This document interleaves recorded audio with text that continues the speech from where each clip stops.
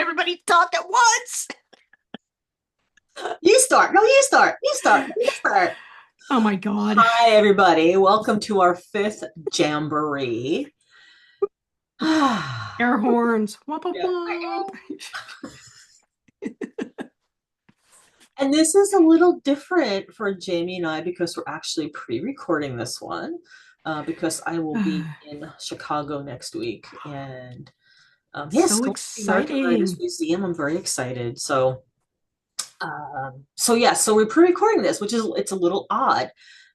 Jamie and I were talking, like, we're used to being live and just talking and having this conversation and people chiming in. I'm like, yeah, but all we do is talk anyhow. So recording, Well, it's it's not just, going to be that far of a stretch. yeah. Well, it feels a little different because usually, like in our other recording software, we're more narrow-headed. And Yeah. it's funny because we try and match each other's like head height.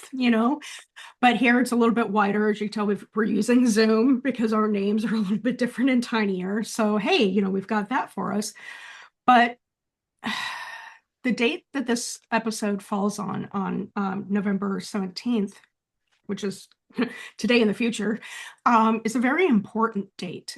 And we wanted to have something out on that date because in the US especially, things are weird, and I'm putting that kind of mildly because I don't know who all is going to be watching this.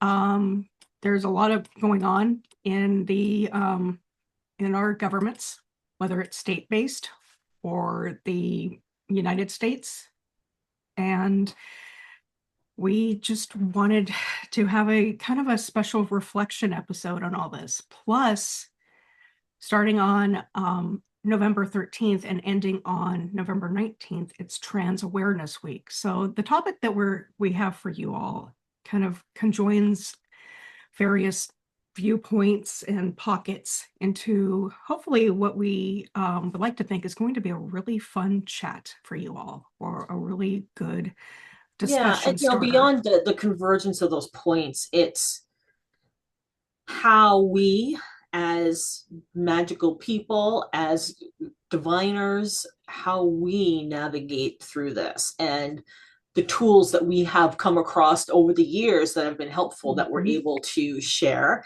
and then some newer ones that we have been fortunate enough to bring into our orbits. And it's an important time because, like you said, things are weird worldwide, for Yeah, sure. In the United States, I don't care where you are on the political spectrum, it's different. Everything is very different. There's a lot of change going on, unnecessary change. Perhaps it's all necessary change, but that the bit commits, it creates yeah. that topsy turvy type of atmosphere. Okay. We have a lot of people going, oh my God, what do I do? How do I do it? Do I want to be involved? Don't I want to be involved? If I'm Yeah. not involved, does that make me a bad person, or does it make me complicit because I'm not? What can I do without? I don't want to have to put myself physically out there. I have Hmm. concerns about that. What can I do? Or So even this like on our our, magical activism yeah, episode is geared for that, and I'm excited. I think we're going to have a great chat. same. On the other cast that I'm on, Card Slingers Coast to Coast, sometimes we'll word it as what can three middle-aged white women do? We've referenced that over and over again. And here it's what can two middle-aged white women do? And surprisingly, there's a lot. Whether you are, like us, middle-aged, whether you are younger and have the capacity and the energy to go out and march and participate, against ICE, or don a frog costume here in Portland, and do all that stuff, or even if you're elder. I've been talking with a lot of people about how I vote. I vote, whether it's ballots, whether it's my money, where I shop. Money is the big talker right now. So there's a lot you can do that's not just tied to getting tear gassed or arrested in a protest or even using your voice out there. there will always be people who can do that. And for those of us that are either allergic to that stuff, a little bit older, or don't have the capacity to engage with that long-standing thing, vote with your money, vote with your power, which, Right. And knowing that, financial resources can be really mhm, tight for people now. yes.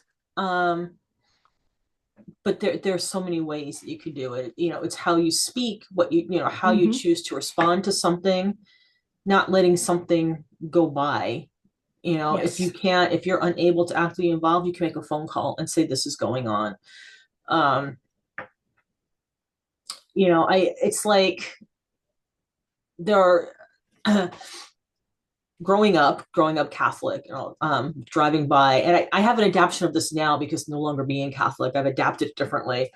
But still, like, driving by, you pass an accident, and growing up, we make the sign of the cross and just send a blessing out to all involved, to the rescuers, to the victims, everything. And now I do something very similar, That's sans the funny. sign of the cross. That's funny because I do something similar anytime I see an ambulance or a police car or state, whatever, any official looking car. I will kind of put one hand over my heart and I will say, blessings, all one. And then I have a dangly thing in my rear view, and often at the time I'll be like, blessings, all one, and then I'll tap that.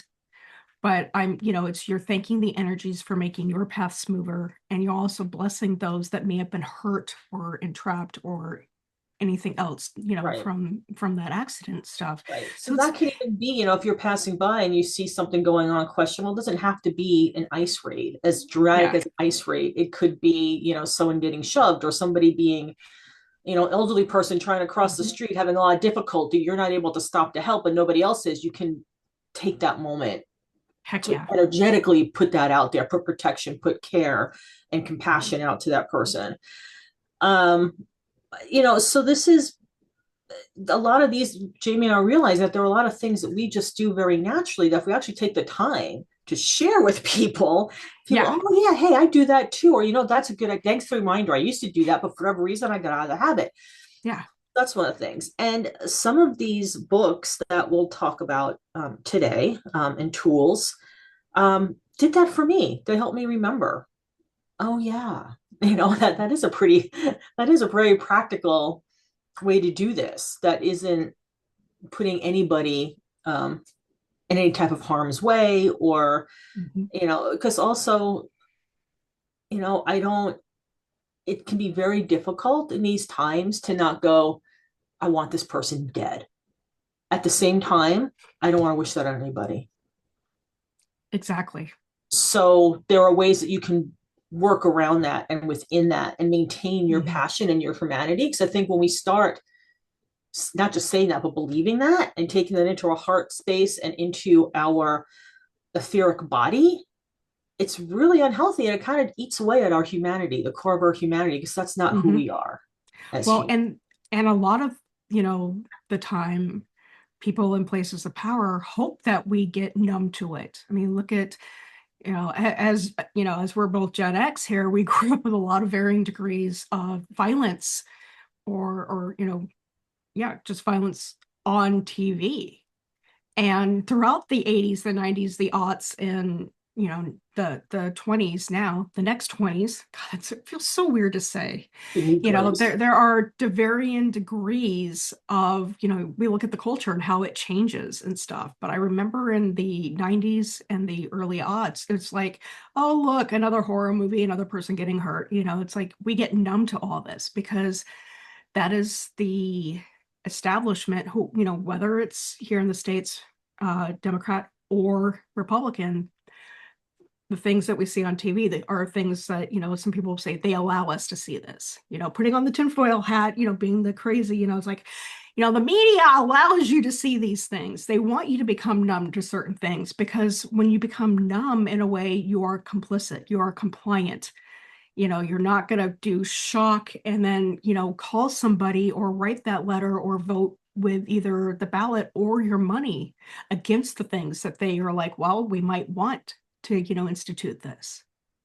Right. And they bank on us just accepting the Mhm. bizarreness, no matter how bizarre it gets, as the norm. Yeah. they bank on that. So we, fortunately we have some things that have come into our sphere. And one of them we're going to start talking off about is this wonderful book. It's from Running Press. It came out in 2019. Revolutionary Witchcraft. Ta-da! Yeah, and I want to kind of kick off the discussion because what we were just talking about on page 40. Yeah, I annotated my book. Oh, and as a nod to the book, this particular image on page 38, I think.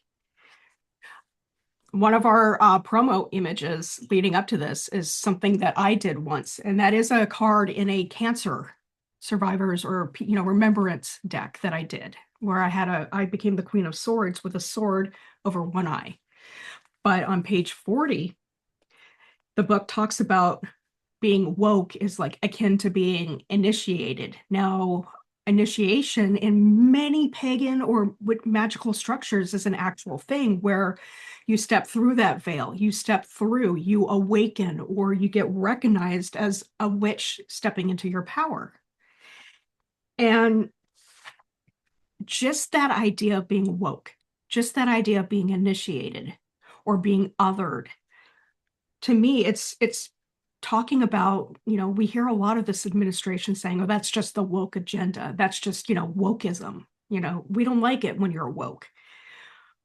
But they want you to be a sleeper in a way. They don't want you to wake up and go, oh, oh, that's bad. Oh, you mean they're going to cancel my Obamacare, my ACA? Those two are the same thing.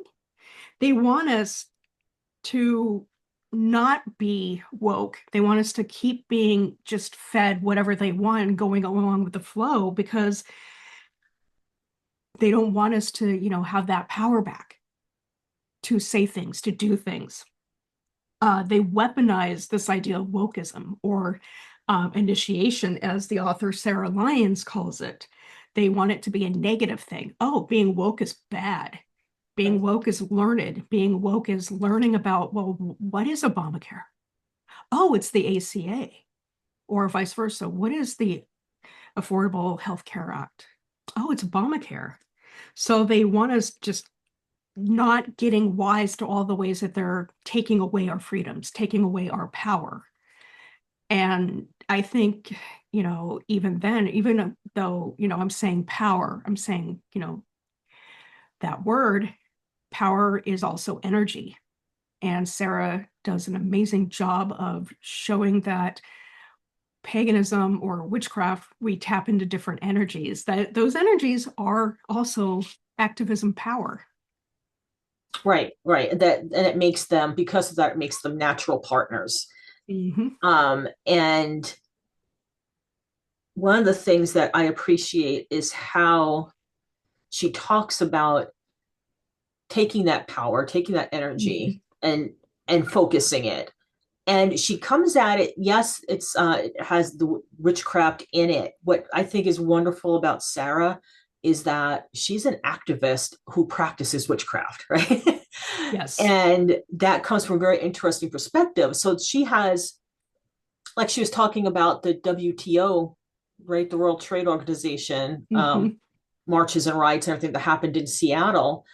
And it reminded me of like living through that time and what was going on and what the collective atmosphere, especially living in Washington State, how that all, yes, how that felt. And so thinking back and like, oh, so if you look back at things that you lived through, you can say, okay, Mm-hmm. if a similar situation arises, this is how I can apply my craft to that. Yes. Um, and she makes it very user friendly because Yes. it's very, she's asking you, looking for, for tools or herbs and plants that are from your local area. You don't have to be pulling everything. So it makes it more powerful because you have everything nearby. Yes, protest is ritual. Um, this book, compared to another one that I read, this one is definitely more on the political spectrum, more left leaning, Mm-hmm. whereas some of the other books kind of leave that out. So definitely just know that this is definitely a left leaning book. Um, but she makes everything so adaptable. Her suggestions for ritual, and how to use activism itself as Hmm. magic, everything is so approachable. It's Yeah. grounding, um, and it's easily applied to what you're doing, to your own life, or if Hmm. you have a group that you're working with. And Exactly. that's some of the things I appreciate the book. Yeah. Um, I looked at it as it's a great primer for activists who are kind of, again, either left leaning or kind of witchcraft curious. So if you know a little social, well, I don't want to call it a socialist, but if you know a social activist in your life that may want to start dabbling in witchcraft, this is the best book for them. It talks a lot about all the things you find in kind of a witchy 101 book, but it builds a framework about how do you apply it to your passion for making the world a better place, whatever you mean by that. It adapts all the different language and lingos and frameworks of kind of some magical structures into that activism. Here's what you do. Here's how you build use the power mapping type stuff. Here's how you I showed the picture of like the spectrum of allies. Here's, where is the people you're trying to convince, and how can you turn that into a ritual or a spell? And even that Battle of Seattle that Amber was talking about, Lyons actually goes into what worked and what didn't, and why did it, quote unquote, fail to do a bigger change in the framework of witchcraft. So I love that it's got tidbits of everything. And while it doesn't go like in depth as maybe some of the other books we're going to explain about, it gives just enough for activists to get started, to start thinking spiritually, to start, tapping into, instead of one resource of energy or power, you now have two, and right, how you can effectively use that to run different tactics or rituals or campaigns, to hopefully change and move the energy of the world to be in alignment in what you think, which is kind of a definition of magic. right. Yeah. It is. You're right. 100% correct. It's a great entry point book, and it's a quick read, but it doesn't mean that the information is shallow by any No, means. If you're a like you more guys seasoned highlighted or so much out experienced of this book. practitioner, you might find some of what she's saying rudimentary. However, there are still gems to pull from it, and she explains so beautifully how to apply them, Mhm. to activism and to resistance, and um, healthy, and getting through things in a healthful way. I think that some of the exercises that she goes through take like the mundane task of organizing, say, a group of people to go out and make signs or protest, Mhm. and how to take that and make that a magical act, and then it has to come down to your intent, Yes, which is the just the key baseline for any baseline. ritual or spell. Like, for me, I I don't like to consider that witchcraft is a spectrum, but I also like to think we're all masters of our own craft, because Mm-hmm. craft mean, witchy is kind of, to me, it's the spiritual, that the woo-woo, but craft is the application.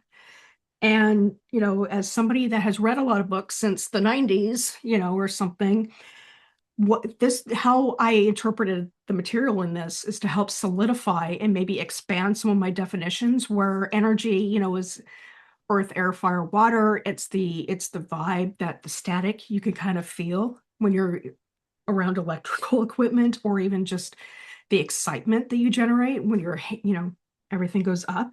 For me, though,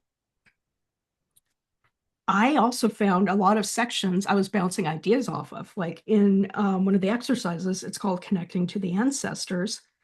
She wrote a quote saying, "We have wounded genes that have been passed down through us that we need to heal if we are to fix the world." I made a note to say, I need to make a ritual off of that. because my life has been, my life got weird in October. I'm adopted, and I actually found out my point of origin story. And so, like, basically 3 weeks after finding all this information out, here I am, an activist book telling me about the genes. And I'm like, duh, here's something I can craft out, something to help me blend and maybe work towards a better understanding of the integration of adopted Jamie to kind of knowing origin point, story stuff so that I can be more effective in everything I do now moving forward and how I want to deal with that information. Right, right. Yeah. What I love, the appendix in this book is called A Spell Book for the Apocalypse. Yes. I love that. Um, and it has, short and, like I said, adaptable rituals that are very easy to incorporate into personal work or community work. Yes. Um, and like I said, because this is dropping during Trans. Transgender Week of Remembrance, um, she does have in there, and I'm not going to go into saying the particulars of it, um, I'll go ahead but and there put the section is on the screen. the trans rite of ancestor elevation, and it's a 9-day ritual honoring transgender ancestors who died through violence or suicide, and it's beautifully written. It's moving, and you can adapt it if you don't, particularly if the words, the way she wrote them, don't jive with Mhm. you, then by all means adapt them to what works for you. Yeah.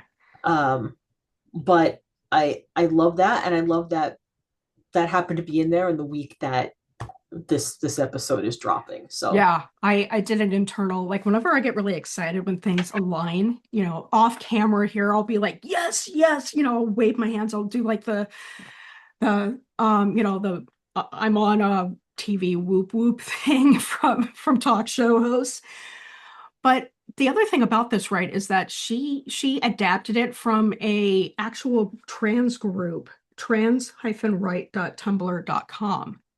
So she got permission to paraphrase or to rewrite or to rework this for a broader audience.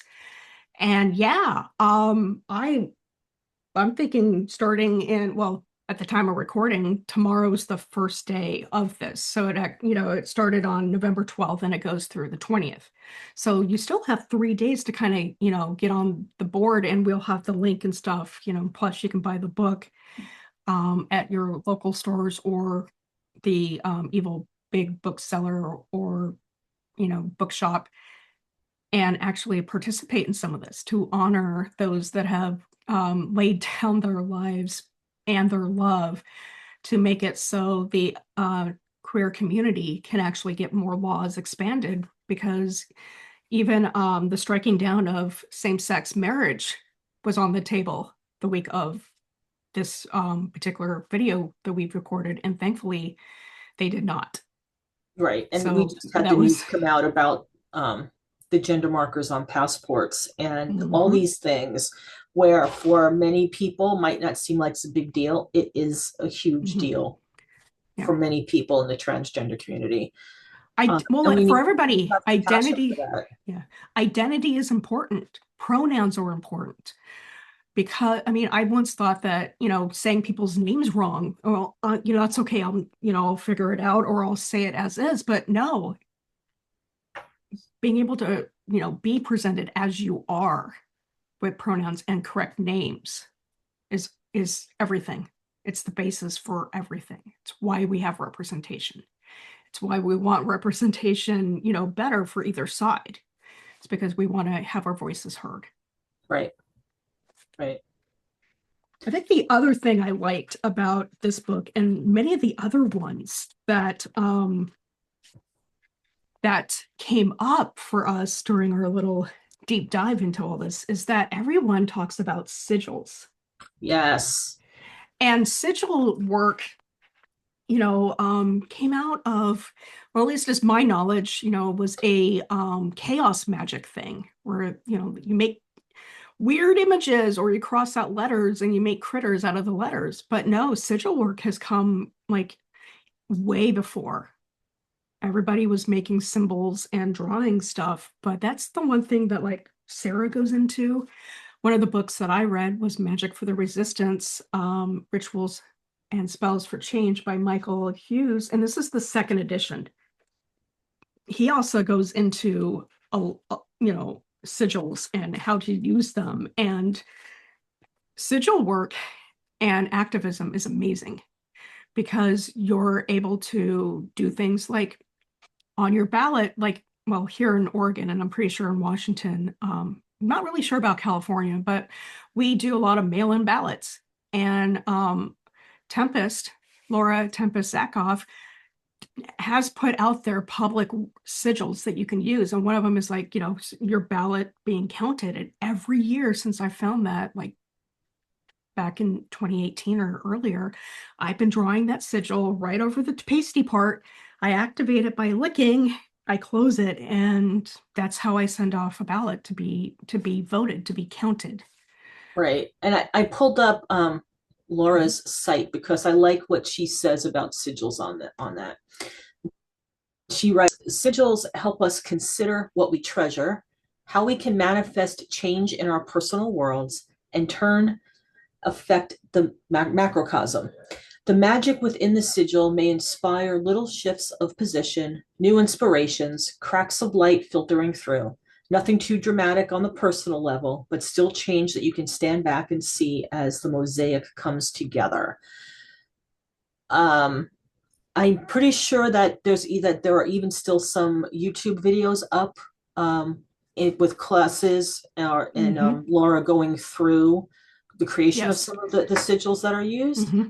Um, and she does Uh, have, right, she's got a book and a deck out, yeah, and they're both yeah, called Sigil Witchery, and that's another thing that I would recommend. And yeah. if you get into that and you like the use of sigils and it Hmm. works for you, then she has visual alchemy, and those are wonderful. Yeah. And I want to take Um, a I, minute. I've Go ahead. I was just to say, just to add to that, because I have taken, I know Laura's Tempest. Tempest has taught their sigil working class at a lot of different conferences, and I got to experience one. And usually, it's not everybody creating their own; we can co-create something, and usually it is in the greater good. Tempest has a blog on, I can't remember the name of the site, but it will be linked down below, and she has the Creative Commons license, all she goes through and talks about posts, here's the sigil, here's what each little aspect meant, and here's how, ways you can use it. So they really are community driven, and a lot of them are for the use of the greater good in a witchy setting. Another person that does it to a smaller degree, or maybe a bigger degree, they just don't write about it, is Thorn Coyle, who is a Portland native, a big witchy activist, and another author who has written both witchcraft books and urban fantasy or mystery type books. So, but they talk a lot about, Thorn talks a lot about why witches need to be active or in a political activism because, we've been persecuted down through the years.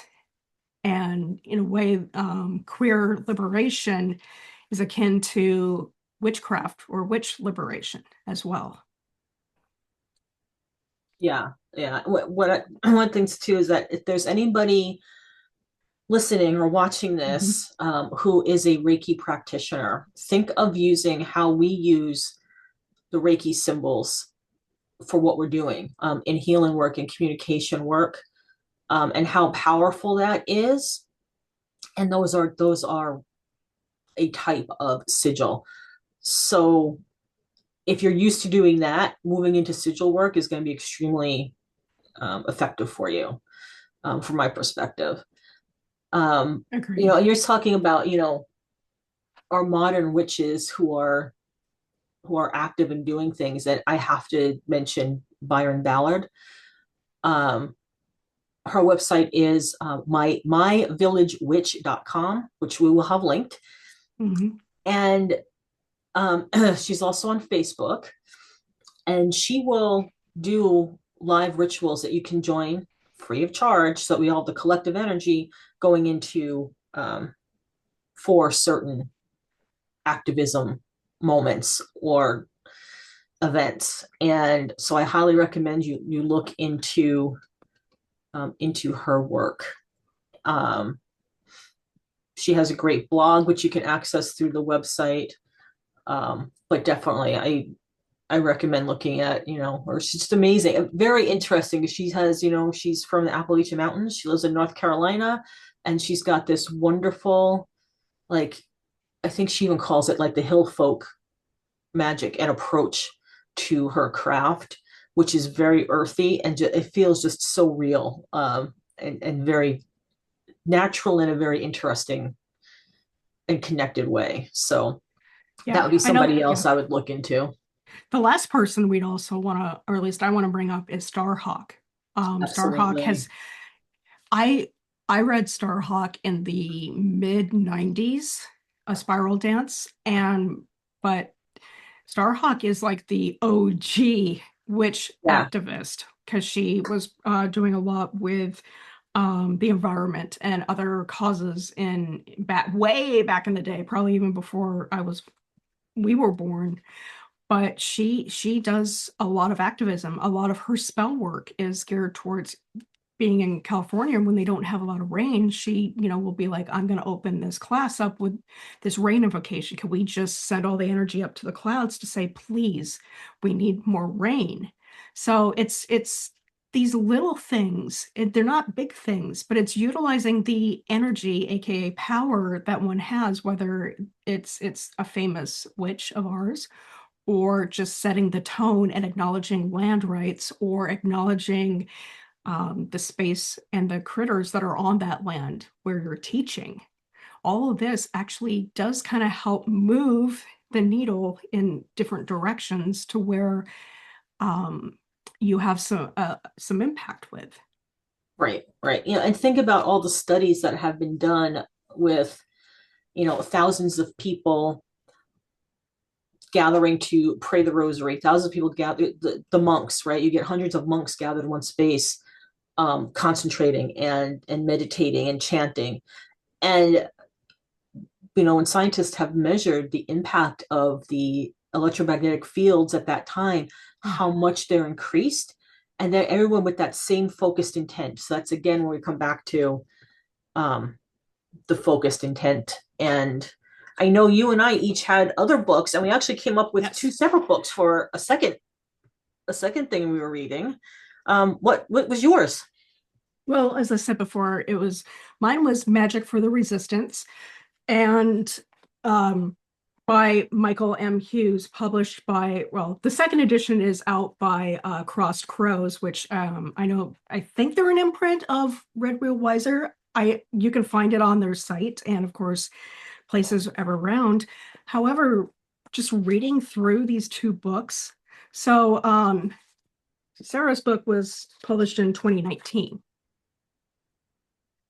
Michael's, I think, was well, this is the new edition, so it was published this year, but the original preface and book was in 2018. I believe that was with Llewellyn. And both, so the timeline then, if you remember, is who got into the office when these books were just coming out. A certain Republican president whose name I don't like saying. I really can't do it now, but I also don't want to, put on the internet what I actually call that guy. So I'll just refer to that guy. Michael was the original person who created the spell to bind Donald Trump and all that who abet him on Facebook. So he's actually got his ritual in here for when he did that. Chapter 3 is all about that. And in his new preface, I don't think he wanted to do a second edition of this because he talks about, I didn't think I would need to write an updated version of this because having that guy in office once should have been bad enough, should have gotten people to kind of, again, use that word woke, but initiate people into seeing how weirdly wrong and skewed his perspective on the worst, on the world was. It goes into a little bit of January 6, 2021, a date that all Americans are extremely familiar with. You know, it's one of those dates like the Challenger explosion or Mount St. Helens eruption in 1980. Where were you on this date? At that point, I was still on Twitter. And yes, I was refreshing my feed and going, WTF? But yeah, he thought that, that was enough to maybe press change in the form of Kamala Harris. But now we're in a second term with him. He has decided that this needed to come out again. And when we were talking about this, there's a lot more spell. This reads more like a traditional witchy book that of spells and herbs and magic by the altar, stuff like that. So it's definitely different from the activism book, where this is good for activists getting into paganism or witchcraft. This is more for witches who kind of want to already use what they know and get and push and invoke or devoke, the energies, the power in your favor. I think they work brilliantly together because, again, they talk about, or this goes more deeper into how do you prepare for ritual? What do you need to do? What's breath work? Finding community. How do you do a binding? How do you add mojo bags? Which I think would be an awesome idea for protesters. Mojo bags. That would protect. How do you do a binding? So it's almost like this lays down more of a framework for targeted, focused work magic as we know, as many of us witches know it. I love this because it gives a framework of activism, which I knew nothing about. It talks about the types of targets you can do. And it gives you a literal framework on, what's your goal? Where are your, who's the allies?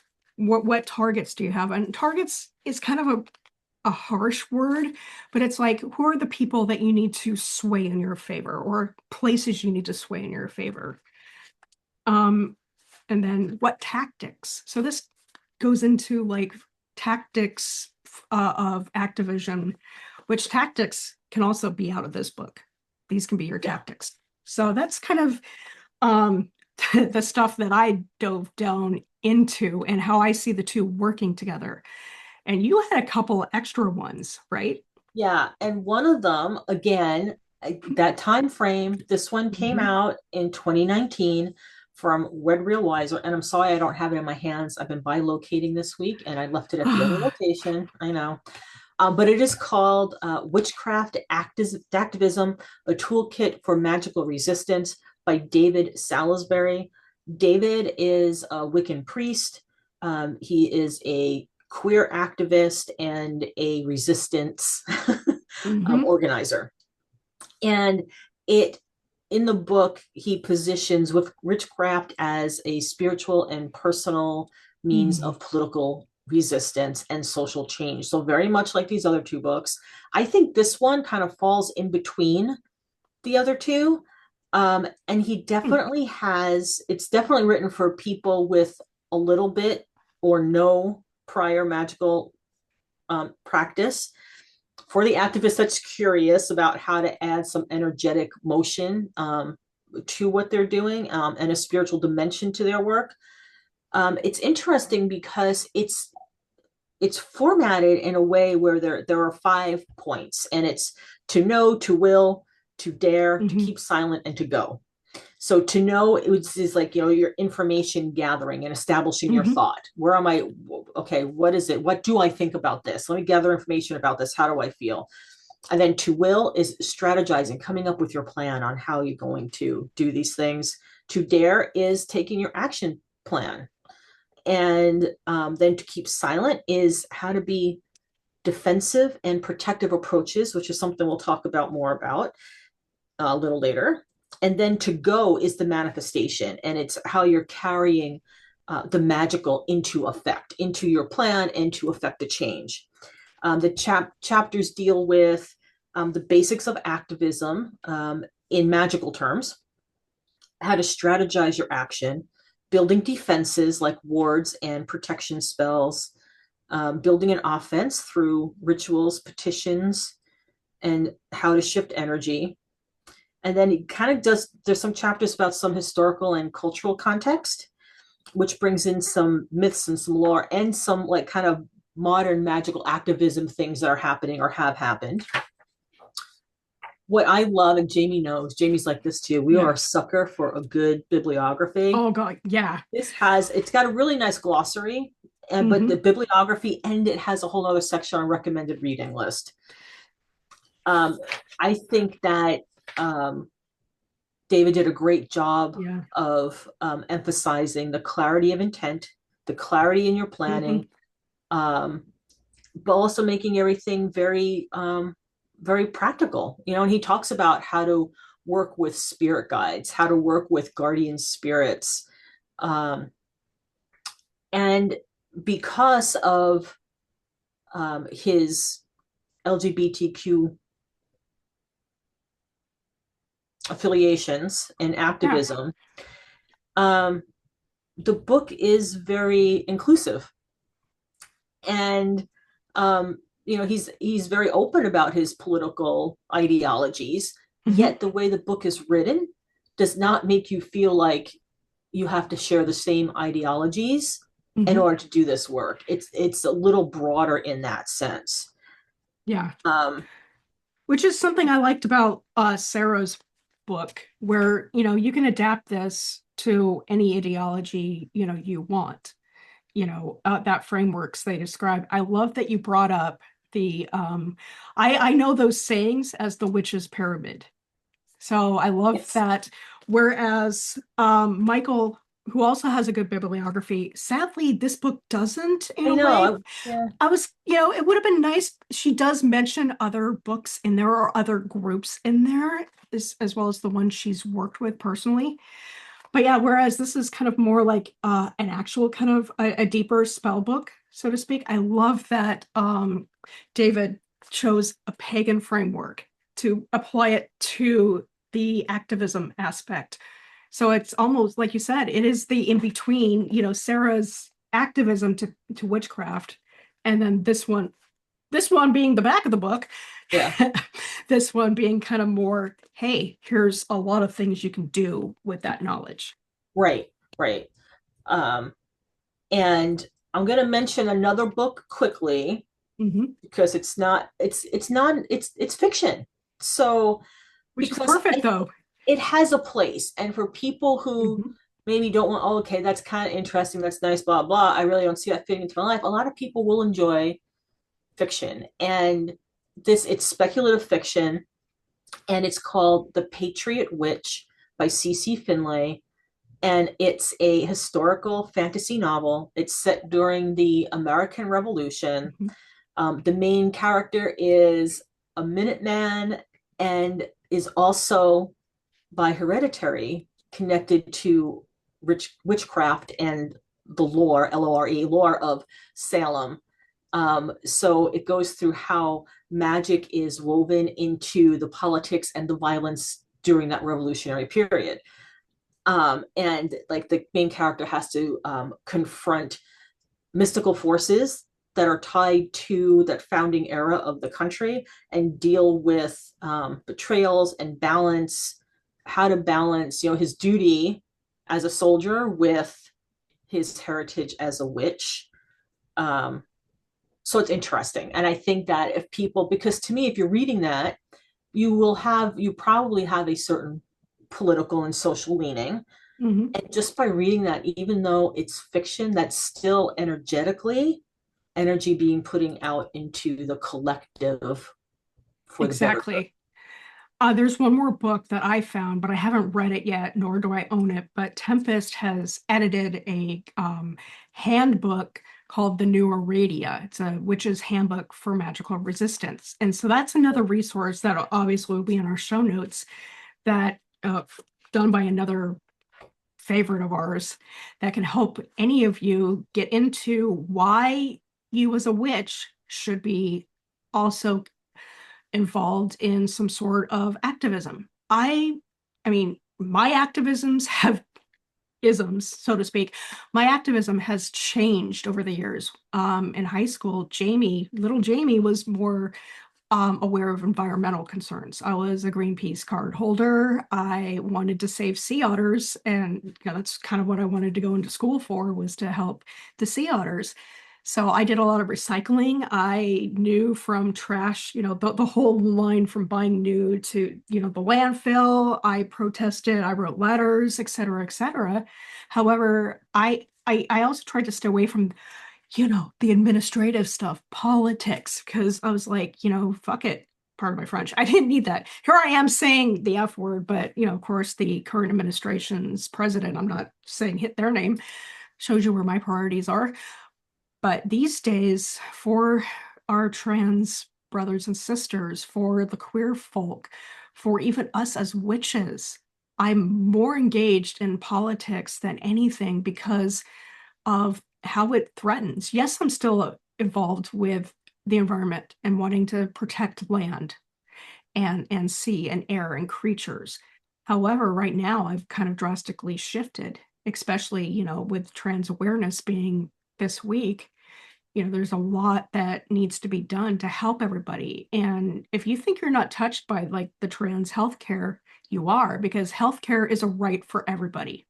It doesn't matter what identity, gender slash sexual identity you are. Everybody should have the ability to have helpful access to health, because we all have bodies. Yeah. Soapbox off. On soapbox, off soapbox. Yeah, and with that, like they touched on, all the books touch on Mhm. remembering that the protection, and the protection of yourself, the protection of the energy, the protection of those around you. And this also happens to be from Weiser has a book that is, I'm going to mess up the title right now, but it's Protection Magic. Is that the title of it? I did maybe. Let me let me see. I'm gonna look this up, folks, but I'll let Amber talk about it. Yeah, so I'll just keep talking for a second. But they also came out, and I love this because Judica Illis is Mhm. just this little pocket-sized deck of protection Yes. spells. They have a couple of different books.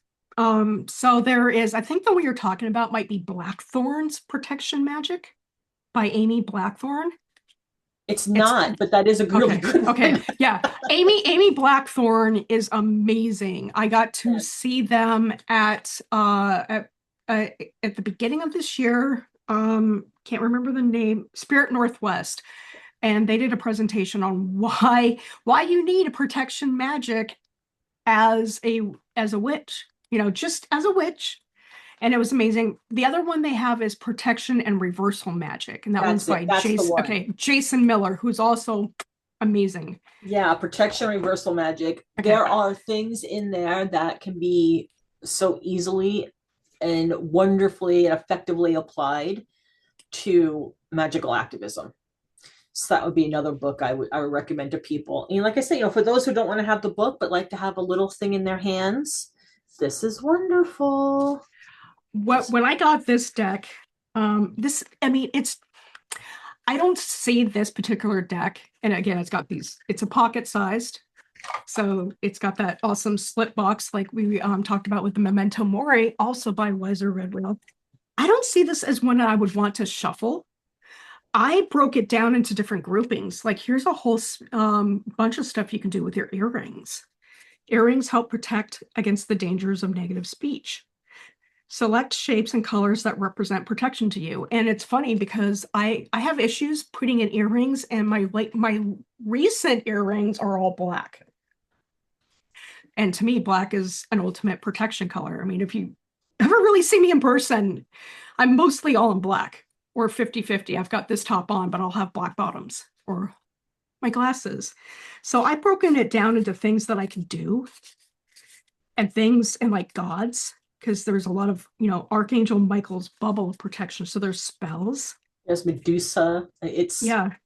There's Van oil. So like recipes to make oils. Van oil and thieves oil are amazing. Three thieves. And then Florida water. It'll so I broke it down into the different types. There's bath protection. So like if you're planning on going out to protest, like let's say, you have this deck before the No King's Day, you could do a protection bath. Wear your black nondescript marking, hide the tattoos, hide everything, type of thing, and go out and do your activism, whether it's a protest or if you're going to go in and vote and present all that stuff. So that's how I kind of broke up my deck, and I divided it by flipping cards back and forth around so I know exactly which is which. How do you use yours? um I can randomly pick one. I'll put a thought or intent to what I'm doing, and then I can usually, I haven't come across one yet that I wasn't able to apply to the situation. But I found it also really good as a teaching tool, Ooh. um, because of how concise Judica made everything. It's not overwhelming. So if I have a great niece who's just starting to carve her path, and so if she emails me and she's curious about something, I can pull one and say, okay, look, here's what Judica offers, and it just makes it so concise because it can help. It also helps me from being too wordy when I'm explaining something. Us wordy? Sorry, folks. No. Yeah, so that's how I will use it. And just because it's pocket size, it's nice, Yeah. it's easy. And I love that I mean, snakes. There's a lot of snake in Oh yeah, here they're for, different. The backs are yeah. different. Yeah. Yeah, it's all So, snakes, but you can see there's mhm. that one and Right. that. And so you could almost even use the backs of these cards as, part of your protection. Where if you find a snake on the card you like, you can attach a sigil to that. I mean, irregardless of what it has on the back, Right, like the earrings one looks like this. I think this is the one that's on the cover, sillily enough. But yeah, you can attach, or even on the back, you can put a sigil, affix it with like washi tape or something so you can easily pull it off and still have all the text. But carry this in, like a business card or your charge card in your wallet, and that'll protect you, especially if like the ones talking about ISIS or like the gods, like or even like cinnamon, here's one that's, cinnamon. Attach, clip this to a little bag of cinnamon and there, or use this as a stick of cinnamon. right, right. Yeah, the tools that are available are many. And it's really Yes. helpful. It's nice to know that you can, there's ways that you can share the information and help people and apply it to a myriad of activism, whether it's personal activism or community or global activism. Yeah. So And the thing I like about doing all this, it's akin to all the platitudes, like start local or buy local, then global type of a thing. But it's true. We are all interconnected. Every one of us, well, I learned the web of life in sixth grade. So to me, I will say it's sixth grade science, but whenever you learned it, or if you haven't, it's okay. The web of life says we're all interconnected. That's science, down to the grass. Cows have to eat grass. And then, we work our way up as far as like food chain goes, but we are all interconnected and we all have energy that we can work off of or have sympathetic, even if it's just you and your local friends that get together and just sit down and talk about, hey, we're, middle-aged pagans. What can we do to, make our local better? That's right, power right there. Just acknowledging it starts the wheels of motion. right. And one thing that I do want to throw out there, because this is Mhm. also dropping during Mercury retrograde Oh, yes. is that if you are writing letters to your representatives, if you are sending emails, double, triple check them. Um, take the time if you're speaking to your groups of people as you're trying to focus where your intent is going to go. Just take the time to be very clear in your communications about that, and then make sure that everybody is very clear about their intent going forward, because the Mercury retrograde really can kind of cause those transmissions to get a little jumbled. Boy, howdy. But So yeah.